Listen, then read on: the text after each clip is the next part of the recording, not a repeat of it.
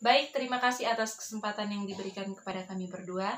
Perkenalkan, nama saya Magdalena Jencesidasion, NIM 32121109, dan teman saya.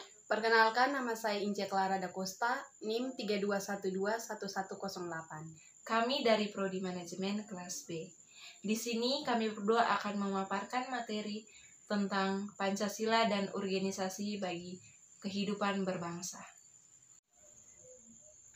Pancasila adalah satu dasar falsafah dan juga satu alat pemersatu bangsa yang juga pada hakikatnya satu alat mempersatukan dalam perjuangan melenyapkan segala macam penjajahan, terutama imperialisme. Yang kedua, mari kita lihat tentang apa itu urgensi Pancasila sebagai dasar negara. Bisa menggunakan dua pendekatan, yaitu pendekatan institusional dan pendekatan sumber daya manusia.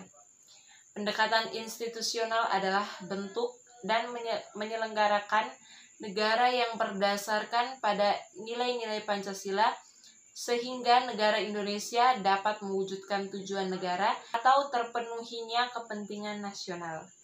Sementara itu, pendekatan sumber daya manusia terdapat pada dua aspek, yaitu orang-orang yang menjalankan pemerintahan dengan cara melaksanakan nilai-nilai Pancasila secara murni dan konsekuen di dalam mengemban tugas dan bertanggung jawab.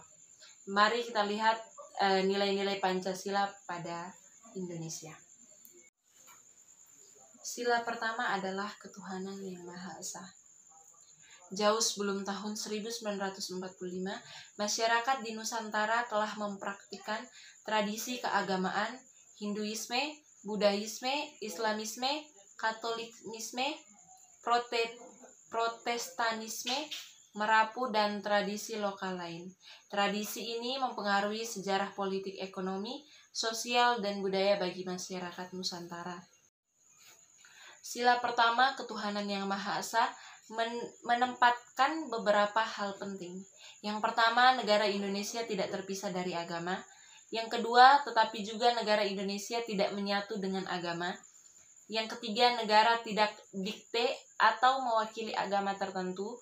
Juga negara tidak memberi keistimewaan terhadap salah satu negara.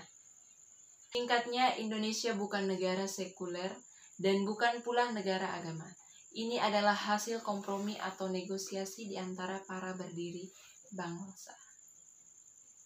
Sejarah pemisahan agama dengan negara dan penyatuan antara agama dan negara di tingkat global selalu menunjukkan dinamika. Turki dan Uni Soviet adalah negara yang memiliki regimen yang sekuler. Tetapi kedua negara ini pernah terjadi represif dalam bidang politik. Pemisahan atau peleburan antara agama dan negara selalu didasarkan pada warisan historis relasi kuasa dan konteks masyarakat. Kunci demokratisasi antara masyarakat menurut Stephen ditentukan oleh adanya toleransi kembar atau twin toleration. Makna toleransi kembar adalah kemampuan untuk menyadari batas otoritas baik oleh agama maupun oleh negara, dan dengan demikian saling mengembangkan toleransi di antara keduanya. Agama tidak bisa dipinggirkan ke ranah privat. Doktrin liberal yang beranggapan bahwa peran agama akan hilang bila pada era modernisasi dan nilai-nilai keadilan dapat ditemukan di luar agama justru dibantah. Pada tahun 1980-an hingga 1990-an muncul kekuatan agama baik di kalangan Islam maupun teologi politik di Amerika Latin di ruang publik yang memperjuangkan keadilan sosial dan menolak hegemonis rezim penguasa. Untuk menghindari pemisahan ekstrim antara agama negara, maka dibutuhkan diferensiasi. Melihat lemahnya kritik modernisasi dan doktrin liberal terhadap proses sekularisasi dan pemisahan agama, masih ada satu asumsi yang cukup kuat, yakni sekularisasi sebagai proses pembedaan atau diferensiasi. Baik, selanjutnya kita akan melihat sila kedua tentang kemanusiaan yang adil dan beradab. Prinsip kedua Pancasila adalah internasionalisme atau pri-kemanusiaan. Internasionalisme bagi Soekarno bukanlah bersifat kosmopolitanisme. Kebangsaan tanpa kemanusiaan menimbulkan bahaya yang besar. Kebangsaan sempit akan jatuh pada chauvinisme. Soekarno menegaskan bahwa kita cinta tanah air satu, berbangsa satu, dan berbahasa satu. Tapi, tanah air kita hanyalah salah satu bagian kecil dari dunia yang luas. Karena itu, ia kemudian mengatakan bahwa saya seorang nasionalis, tetapi kebangsaan saya adalah pri-kemanusiaan. Undang-Undang 1945 menjadi dasar bagi pengakuan akan kemanusiaan universal.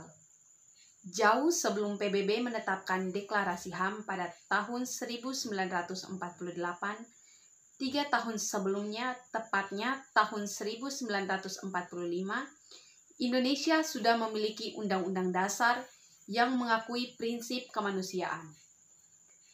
Kemerdekaan adalah hak segala bangsa.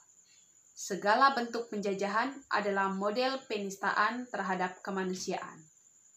Karena itu, kolonialisme harus dihapuskan dari muka bumi.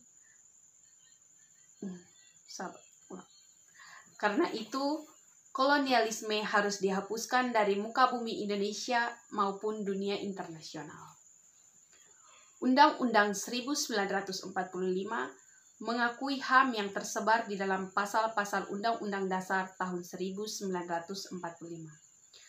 Undang-undang ini menegaskan 3 generasi hak manusia, yakni generasi pertama, hak sipil dan hak politik, generasi kedua, hak demokratis, dan generasi ketiga, hak ekonomi, sosial, kultural, kolektif.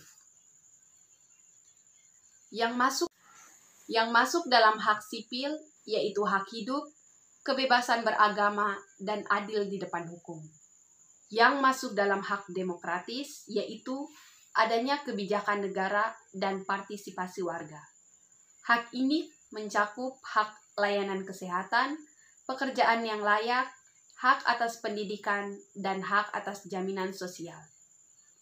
Yang masuk dalam generasi ketiga yaitu perlindungan warga atas seluruh hidupnya, baik secara ekonomi maupun secara kultural. Di manakah posisi Indonesia? Indonesia membangun kekuatan baru, sebuah kekuatan tengah yang mampu membangun blok historinya sendiri dalam apa yang disebut gerakan non-blok.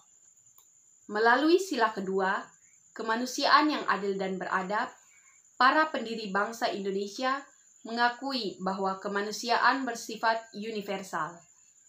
Nasionalisme Indonesia adalah nasionalisme kemanusiaan.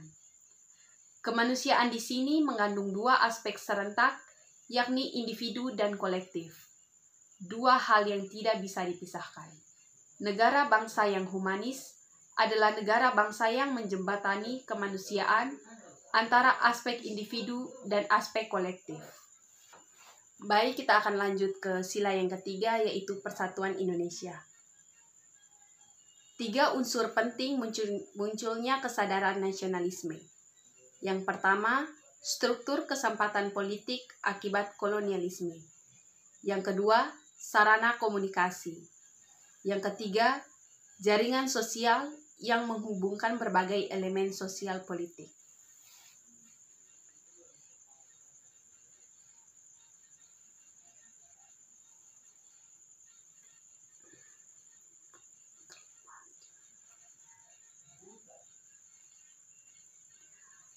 Bangsa yang majemuk memerlukan persatuan, baik persatuan ke dalam maupun persatuan keluar. Maksud ke dalam adalah kemajemukan bangsa yang dapat dipakai untuk kepentingan bersama dan tidak melihatnya sebagai ancaman. Selanjutnya, keluar berarti bahwa nasionalisme Indonesia dipandang sebagai nasionalisme yang menjunjung tinggi kemanusiaan universal dan menghargai persaudaraan, perdamaian, dan bahkan keadilan bagi semua umat manusia. Ini karenanya bersifat internasional.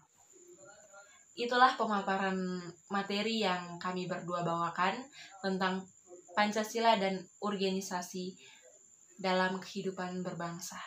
Sekian dan terima kasih.